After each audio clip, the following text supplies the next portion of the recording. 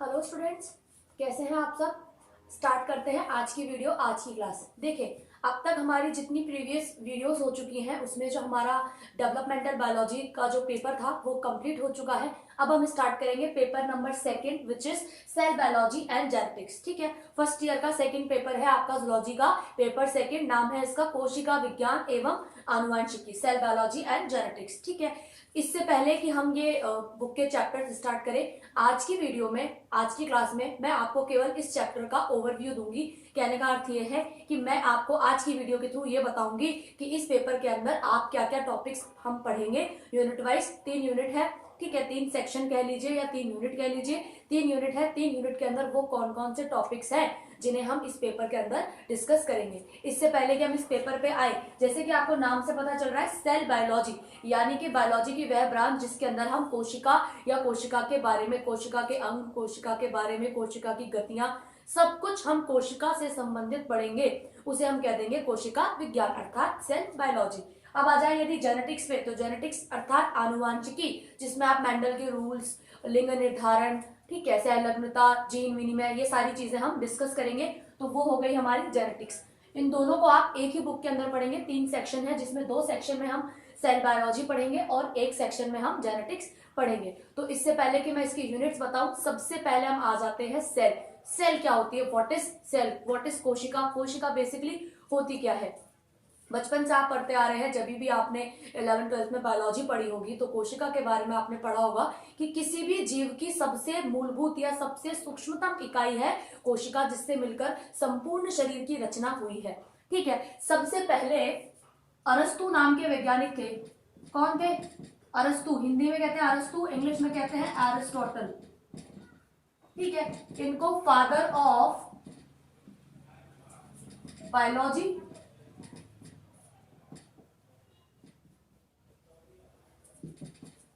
या father of zoology कहते हैं। सबसे पहले जो ये एरिस्टोटल अर्थात जो अरस्तु थे, उन्होंने ये बताया कि जो भी जो जीव होता है वो ऐसे ही नहीं बन जाता। जीव की जो रचना होती है वो सूक्ष्मतम इकाइयों से मिलकर बनी होती है। अच्छा, अरस्तु ने केवल इतना ही बताया था कि जो जीव होते हैं वो सूक्ष्मतम या फिर मूलभूत छोटी छोटी इकाइयों से मिलकर बने होते हैं। उसके बाद अरस्तु के ये बताने के कई दशकों के बाद एक वैज्ञानिक आए, नाम था उनका रॉबर्ट हुक। क्या नाम था? Robert Hooke. आए थे ये 1665 में। कब आए थे ये? 1665 में। और इन्होंने पेड़ की छाल, छाल समझते हैं आप? पेड़ की छाल, जो पेड़ की जो छाल होती है, ऊपर की तरफ जो कवरिंग होती है ब्राउन कलर की, ठीक है, पेड़ की छाल, जिसका नाम दिया इन्होंने कॉर्क। क्या नाम दिया उसको इन्होंने? कॉर्क। उसको लिया और उसका अध्ययन किया इन्होंने सूक्ष्मदर्शी में। किसमें अध्ययन किया उसका? सूक्ष्म दर्शी में। और जब उन्होंने उसका अध्ययन सूक्ष्मदर्शी के अंदर किया तो उन्होंने ये बताया कि पेड़ की जो छाल उन्होंने एज अ सैंपल ली थी, ठीक है, तो पेड़ की छाल उन्होंने बताया कि छोटे छोटे समूहों की या छोटे छोटे ग्रुप्स की बनी हुई होती है, छोटे छोटे ग्रुप्स में डिवाइडेड होती है। अब ये जो ग्रुप्स थे छोटे छोटे, इनको ही इन्होंने नाम दिया कोशिका। क्या नाम दिया? कोशिका। क्या देखा इन्होंने यहाँ पे? छोटे समूह देखे और उस समूह को क्या नाम दिया इन्होंने? कोशिका।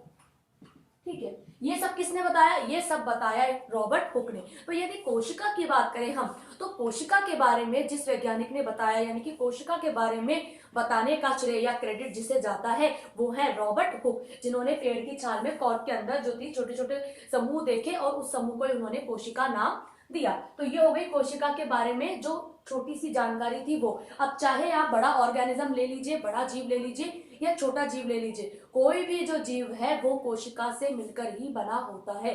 ठीक है, उसके बेसिस पे आप बताते हैं एक कोशिकीय, बहुकोशिकीय, यूनिसेल्युलर और मल्टी सेल्युलर। तो सबसे पहले यदि हम बात करें इस बुक की जो फर्स्ट यूनिट है, जिसे आप सेक्शन ए भी कह सकते हैं या यूनिट फर्स्ट भी कह सकते हैं, उसको मैंने लिख दिया है। यानी कि यहाँ पे मैंने ये लिखा है कि यूनिट फर्स्ट में या सेक्शन ए में बेसिकली हम क्या क्या पोर्शन या क्या क्या टॉपिक्स डिस्कस करेंगे। तो स्टार्ट करते हैं सेक्शन ए को। सेक्शन ए में सबसे पहले हम देखेंगे इंट्रोडक्शन ऑफ सेल, यानी कि सेल का इंट्रोडक्शन देखेंगे हम। बेसिकली सेल कहाँ से मिली, क्या उसकी, कैसे उसकी पहचान हुई, कैसे उसको स्टेब्लिश किया गया, ये सब चीजें। इंट्रोडक्शन ऑफ सेल, उसकी शेप, उसका साइज, एंड देन सेल्स के टाइप पढ़ेंगे हम, जिसमें हम देखेंगे प्रोकैरियोटिक एंड यूकैरियोटिक सेल, साथ ही साथ प्लांट एंड एनिमल सेल। बच्चे इस बात में हमेशा कंफ्यूज होते हैं कि ma'am prokaryotic cell plant cell में होती है या एनिमल सेल में यूकैरियोटिक होती है। जी नहीं, दोनों की अपनी अपनी इंपॉर्टेंस है, दोनों की अपनी अपनी जो है स्पेसिफिसिटी है, अपने अपने कैरेक्टरिस्टिक्स है। तो वो हम देखेंगे कि प्रोकैरियोटिक और यूकैरियोटिक सेल में क्या डिफरेंस होता है, साथ ही साथ प्लांट और एनिमल सेल में क्या डिफरेंस होता है। सेकेंड हमें देखना है, अच्छा उसके साथ साथ कुछ वायरस के बारे में भी पढ़ेंगे हम, और सेल थ्योरीज के बारे में हम पढ़ेंगे कि सेल के कौन कौन सी थ्योरीज थी जो दी गई, उनमें से कौन सी थ्योरीज एक्सेप्टेड थी और कौन सी अनएक्सेप्टेड थी। ठीक है, सेकंड देखेंगे हम सेल मेम्ब्रेन्स के बारे में, सेल मेम्ब्रेन्स क्या होती है उनके बारे में दिए गए जो मॉडल्स थे उनके बारे में देखेंगे। थर्ड हम देखेंगे सेल मेम्ब्रेन्स और ट्रांसपोर्ट, सेल मेम्ब्रेन का ट्रांसपोर्ट किस तरीके से होता है, और ट्रांसपोर्ट के भी दो मेथड्स है, एक्टिव ट्रांसपोर्ट और पैसिव ट्रांसपोर्ट, तो इसे देखेंगे। नेक्स्ट हम देखेंगे साइटोप्लाज्मिक ऑर्गेनल्स, ये इस पूरे बुक के सबसे इंपॉर्टेंट कुछ चैप्टर्स हैं जो आपको अच्छे से ध्यान से पढ़ने हैं, आपके फ्यूचर के पॉइंट ऑफ व्यू से भी ये बहुत ही ज्यादा इंपॉर्टेंट है। साइटोप्लाज्मिक ऑर्गेनल्स कहने का अर्थ ये है कि वो ऑर्गेनल्स, वो अंगक जो सेल के साइटोप्लाज्म में अवेलेबल होते हैं। अब आप कहेंगे मैम कि सेल के साइटोप्लाज्म में क्या यही होते हैं? जी हाँ, क्योंकि सेल के अंदर जो सबसे इंपॉर्टेंट पार्ट होता है वो होता है उसका न्यूक्लियस, तो वो तो अलग ही है। ठीक है, उसके अलावा सेल के अंदर कनेक्टिविटी, आपस में उनको एक साथ सामंजस्य या आपस में वो एक साथ कनेक्टेड रहे, उसके लिए उसमें फ्लूइड होता है, तरल माध्यम होता है, लिक्विड मटेरियल होता है। उस लिक्विड मटेरियल को हम कहते हैं सेल साइटोप्लाज्म। क्या कहते हैं? सेल का साइटोप्लाज्म। अब जितने भी ऑर्गेनल्स हैं ये हमेशा सेल के साइटोप्लाज्म में ही अवेलेबल रहेंगे, क्योंकि न्यूक्लियस की तो अपनी ही एक इंपॉर्टेंस होती है, तो न्यूक्लियस अलग से होगा। न्यूक्लियस के अलावा ये सारे ऑर्गेनल सेल के साइटोप्लाज्म में उपस्थित या अवेलेबल रहते हैं। सबसे पहले है, अच्छा इन साइटोप्लाज्मिक ऑर्गेनल्स के हम स्ट्रक्चर्स देखेंगे, साथ ही साथ उनके फंक्शन देखेंगे, इसलिए मैंने इसको कंबाइंड में लिख दिया है। इन सभी के आपको स्ट्रक्चर भी पता होने चाहिए, साथ ही साथ इनके फंक्शन भी पता होने चाहिए। सबसे पहले हम पढ़ेंगे माइटोकॉन्ड्रिया। पता है आपको पावर हाउस ऑफ सेल कहते हैं, इसलिए सबसे पहला साथ ही साथ सबसे इंपॉर्टेंट जो सेल ऑर्गेनल है वो है mitochondria. Second endoplasmic reticulum, third lysosome, उसके अलावा जो माइक्रोबॉडी छोटे छोटे जो सूक्ष्म काय होती हैं, साथ ही साथ सेंट्रियोल्स। ठीक है, नेक्स्ट सीलिया, फ्रेजिला, माइक्रोबिलाइस, और उसके अलावा जो साइटोस्केलेटल एलिमेंट्स होते हैं, यानी कि जो सेल के साइटोप्लाज्म को बनाने में जो होते हैं छोटी मोटी इंपॉर्टेंट रोल प्ले करते हैं, उनको हम कहते हैं साइटोस्केलेटल एलिमेंट्स, यानी कि वो एलिमेंट्स जो इस सेल साइटोप्लाज्म को बनाने में अपनी थोड़ी बहुत जो है इंपॉर्टेंस रखते हैं। ये तो हो गई बात यूनिट फर्स्ट की। अब देख लेते हैं हम यूनिट सेकंड। ये सारे वो टॉपिक्स हैं जो आप यूनिट फर्स्ट में पढ़ेंगे, इसका फटाफट से एक स्क्रीनशॉट ले लीजिए, उसके बाद हम चलते हैं अब यूनिट सेकंड पे। तो यूनिट सेकंड में जो सबसे इंपॉर्टेंट चीज हम देखेंगे, फर्स्ट सेक्शन में हम देखेंगे न्यूक्लियर ऑर्गेनाइजेशन। देखिए वो ऑर्गेनाइजेशन, वो संगठन जो किसकी रचना करेगा? न्यूक्लियस की रचना करेगा, उसे हम कह देंगे न्यूक्लियर ऑर्गेनाइजेशन। तो न्यूक्लियस किस किस का मिलकर बना होता है, बेसिकली हमें उसके बारे में पढ़ना है। तो यदि बाहर से अंदर की हम बात करें तो सबसे पहले हम देखेंगे न्यूक्लियस एनवलप, यानी कि न्यूक्लियर की जो केंद्र कला होती है वो किसकी बनी होती है, कैसी होती है? Nuclear matrix and then nucleolus, यानी कि केंद्रिका। सेकंड हम देखेंगे क्रोमोसोम, क्योंकि आपको पता है कि क्रोमोसोम किसके अंदर प्रेजेंट होते हैं? न्यूक्लियस के अंदर। यदि नहीं भी पता है तो भी हम डिस्कस कर लेंगे कि जो न्यूक्लियस होता है उसी के अंदर क्रोमेटिन नेटवर्क या जो भी आपका क्रोमोसोम होता है, डीएनए, आरएनए, जितनी भी इस तरीके की चीजें होती हैं, जेनेटिक मटेरियल बेसिकली न्यूक्लियस के अंदर ही प्रेजेंट होता है। तो क्रोमोसोम, उनकी मॉर्फोलॉजी यानी कि उनकी आकारिकी, क्रोमोसोम ऑर्गेनाइजेशन यानी कि क्रोमोसोम किस किस के मिलकर बने होते हैं, दो प्रकार के होते हैं, यूक्रोमेटिन एंड हेटेरोक्रोमेटिन या हेटेरोक्रोमेटिन। नेक्स्ट बात करें यदि हम नेक्स्ट चैप्टर की, तो वो है न्यूक्लिक एसिड। अब हम बात करेंगे न्यूक्लिक एसिड की। न्यूक्लिक एसिड बचपन से पढ़ते आ रहे हैं आप, दो तरीके होते हैं, डीएनए और आरएनए। तो दो पार्ट्स में पढ़ेंगे आप इसको। डीएनए पढ़ेंगे पहले, तो डीएनए की स्ट्रक्चर देखेंगे, डीएनए की रेप्लिकेशन यानी कि डीएनए की प्रतिकृति कैसे होती है वो देखेंगे। साथ ही साथ नेक्स्ट चैप्टर में देखेंगे आरएनए, उसकी स्ट्रक्चर, उसके टाइप यानी कि उसकी वैरायटी, कितने प्रकार के आरएनए होते हैं, और ट्रांसक्रिप्शन का प्रोसेस। नेक्स्ट हम देखेंगे जेनेटिक कोड एंड ट्रांसलेशन। ठीक है, नेक्स्ट चैप्टर में हम देखेंगे कि जेनेटिक कोड कैसे कोडिंग कैसे होती है और ट्रांसलेशन कैसे होता है, जिसे हम प्रोटीन सिंथेसिस भी कहते हैं, यानी कि प्रोटीन का फॉर्मेशन। नेक्स्ट चैप्टर में आप देखेंगे सेल इन रिप्रोडक्शन, यानी कि कौन कौन सी सेल किस तरीके से रिप्रोडक्शन करती हैं। दो तरीके से करती हैं, मियोसिस एंड माइटोसिस, और उनकी अलग अलग फेजेस कि मियोसिस की कितनी फेज होती हैं और माइटोसिस की कितनी फेज होती हैं, ये हम इस चैप्टर के अंदर डिस्कस करेंगे। तो ये थी आपकी यूनिट सेकंड या सेक्शन बी। अब फटाफट से देख लेते हैं सेक्शन सी। सेक्शन 3 के अंदर हम ये चीजें डिस्कस करेंगे जिनमें से कुछ चीजें आप बॉटनी के अंदर ऑलरेडी पढ़ चुके हैं। तो जो चीजें आप बॉटनी में पढ़ चुके हैं एज इट इज जूलॉजी के अंदर है, ठीक है, उसमें कोई भी वेरिएशंस नहीं है। तो जो चीजें आप वहां पढ़ चुके हैं वो चीज हम यहाँ पे स्किप कर देंगे, जो यहाँ पे हमें पढ़नी है वो हम यहाँ पे पढ़ेंगे। लेकिन मैंने सारी चीजें दी है ताकि आपको ये क्लियर हो जाए कि क्या क्या चीजें सेम है, ठीक है। तो सबसे पहले है इसमें मैंडलिज्म यानी कि मैंडल के दिए हुए रूल्स, उनके सिग्निफिकेंस, ठीक है।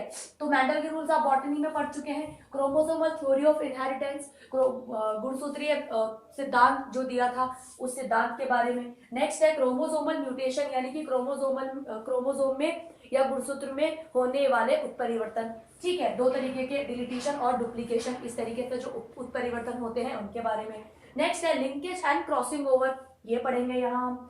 जेनेटिक इंटरेक्शन, ये जो जीन्स होते हैं आपस में किस तरीके से इंटरेक्ट करते हैं, किस तरीके से एक दूसरे के साथ में जो है सामंजस्य या जो भी है कोऑर्डिनेशन बना के रखते हैं। नेक्स्ट मल्टीपल जीन इंटरेक्शन, अब ये जो अलग अलग तरीके के जो ब्लड ग्रुप होते हैं इन्हें देखेंगे, A B O A B, ठीक है। ये जितने भी तरह के ब्लड ग्रुप होते हैं ये देखेंगे, साथ ही साथ RH फैक्टर क्या होता है उसे भी देखेंगे। Sex determination in drosophila which is very important, और not only drosophila but also in man, ठीक है। ह्यूमन के अंदर सेक्स डिटर्मिनेशन लिंग निर्धारण की क्रिया, साथ ही साथ किसके अंदर, ड्रोसोफिला के अंदर, यानी कि फल मक्खी के अंदर लिंग निर्धारण की क्रिया, साथ ही साथ मानव के अंदर लिंग निर्धारण की क्रिया। नेक्स्ट है जेनेटिक डिसऑर्डर, जीन की वजह से जो डिसऑर्डर्स हो जाते हैं उनके बारे में पढ़ेंगे, जो आपने पढ़े हैं ना, शायद पहले भी पढ़े हो आपने, डाउन सिंड्रोम, क्लाइनफेल्टर सिंड्रोम्स, वो सारे जो जीन की वजह से बेसिकली हो जाते हैं। और नेक्स्ट है कॉन्सेप्ट ऑफ जीन, जीन के बारे में और थोड़ी बहुत चीजें हैं, छोटा सा चैप्टर है कॉन्सेप्ट ऑफ जीन का, वो भी हम डिस्कस कर लेंगे।